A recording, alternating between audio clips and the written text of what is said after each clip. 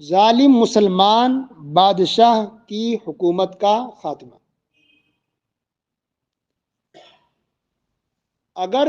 کوئی مسلمان بادشاہ ظالم ہو، اگر ظلم کرا لوگوں پر،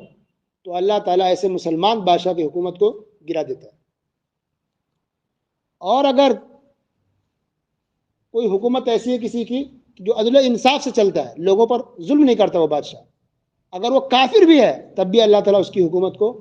کافی سالوں تک، لمبی مدت تک چلاتا ہے۔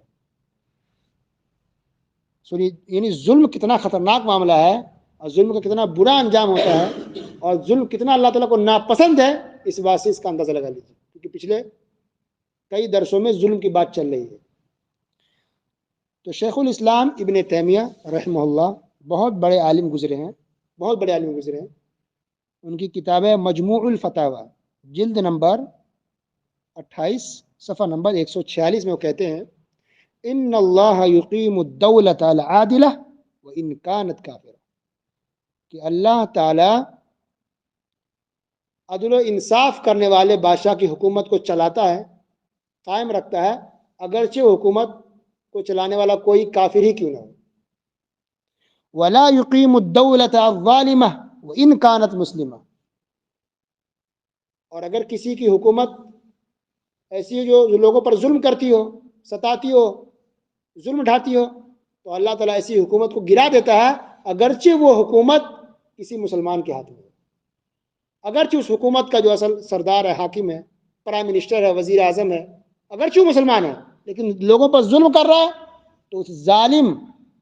شخص کی حکومت کو اللہ گرا دیتا ہے۔ لیکن کوئی عدل انصاف سے اگر کام کرا، اگر کافر بھی ہے، تو اللہ تعالیٰ اس کی حکومت کو چلاتے ہیں۔ اللہ اکبر، کتنی بڑی بات ہو گئی، سوچیے۔ تو اگر کوئی کافر تو اسے کفر کا اللہ عذاب دے گا، وہ جہنم میں جائے گا آخرت میں، اس میں کوئی شک نہیں ہے۔ لیکن یہاں دنیاوی بات ہو رہی ہے کہ دنیا میں دیکھیے اگر کوئی ظلم کرتا ہے تو کتنا خطرناک معاملہ کہ اللہ تعالیٰ اگرچہ مسلمان ہے وہ بادشاہ اس کو گرا دے گا، اس کی حکومت کو، وہ چل نہیں سکتا زیادہ ظلم کرنے کی وجہ سے۔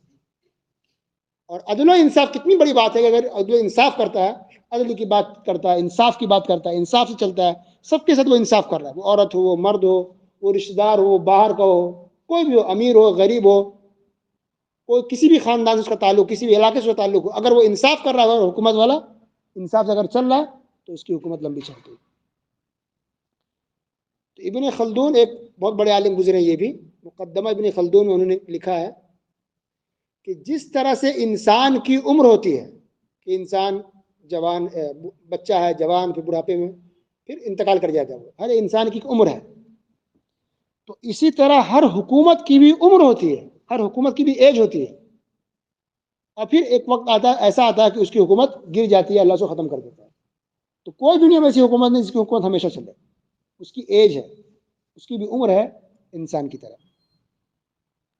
تو کبھی بھی گویا کہ پتہ چلا اس سے کہ انسان کو ظلم نہیں کرنا چاہیے، کتنے پاورفل ہو، اب بادشاہ بھی ملک کے سوچیے، پرائم منسٹر ہے، وزیر اعظم بھی ہے، پولیس آپ کے ہاتھ میں، فوج آپ کے ہاتھ میں، آرمی آپ کے ہاتھ میں، دولت، پیسے، خزانے، زمین، سب کچھ آپ کے ہاتھ میں ہے، اس کے باوجود اگر آپ ظلم کر رہے ہیں تو اللہ آپ کی حکومت گرا دے گا، آپ بادشاہ ہو کر کے کچھ نہیں کر سکتے۔ اب بتائیے کہ باقی عام لوگوں کا کیا ہوگا، ان لوگوں کا کیا ہوگا جو کچھ بھی نہیں ہے، بادشاہ نہیں ہے، وزیر اعظم نہیں ہے، بہت پاورفل انسان نہیں ہے، عام انسانوں میں سے ہے، تو کیسے آپ کسی پر ظلم کر رہے ہیں، کیسے پڑوسی پر ظلم کر رہے ہیں، کیسے آپ گھر والوں پر ظلم کر رہے ہیں،